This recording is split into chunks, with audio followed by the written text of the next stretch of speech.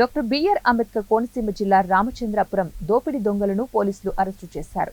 రామచంద్రాపురం రాజాబాబు నగర్ కు చెందినటువంటి rowdy sheeter Gampala Vijay Sekhar alias పండుపై 7 క్రిమినల్ కేసులు ఉన్నాయి.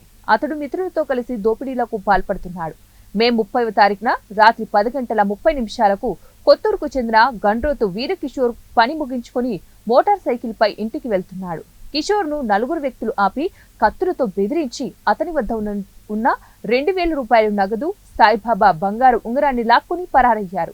మరో వ్యక్తిని ఆపగా అతడు కాకి రంగు ప్యాంట్ ధరించి ఉండటంతో పోలీసుగా భావించి వదిలేశారు.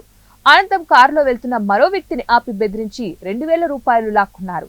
విలువైన వస్తువుల కోసం కత్తులతో బెదిరించగా భయపడి ఆ వ్యక్తి కారు వేగంగా నడుపుకుంటూ వెళ్లిపోయాడు.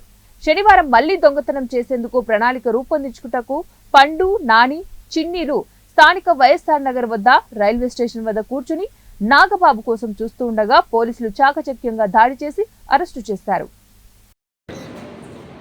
రామచంద్రపురం పట్టణంలో రాజబాబు నగర్కు చెందిన గంపల విజయశేఖర్ ఏలియస్ పండు అతనితో పాటు అతని ఫ్రెండ్స్తో ఒక నలుగురిని ఒక గ్రూప్గా ఏర్పాటు చేసి రామచంద్రపురం బైపాస్ నుంచి ఎవరైతే 2 వీలర్స్ కానీ 4 వీలర్స్ కానీ రాత్రి సమయంలో వెళ్తున్నారో వాళ్ళని ఆపి వాళ్ళ దగ్గర వాళ్ళతో మారణాయుధం చూపించి వాళ్ళ దగ్గర ఉన్న విలువైన బంగారు వస్తువులు, డబ్బులు, విలువైన వస్తువులందరూ కూడా వీరి నలుగురు కూడా దారి దోపిడీకి పాల్పడుతున్నారు అని చెప్పేసి 30వ తారీఖుని రాత్రి కొత్తూరు గ్రామానికి చెందిన గండ్రోతు వీరకిషోర్ అని చెప్పి 31వ తారీఖు మార్నింగ్ ఫిర్యాదు అవుతుంటో రామచంద్ర పోలీస్ స్టేషన్లో కేసు కట్టి దర్యాప్తు చేసాం. దర్యాప్తుల భాగంలో ఎస్ఐ గారు ఈరోజు వారి నలుగురిలో 3 అదుపులో తీసుకుని వారిని అరెస్ట్ చేసి ఈరోజు కోర్టుకి పంపించడం జరుగుతుంది.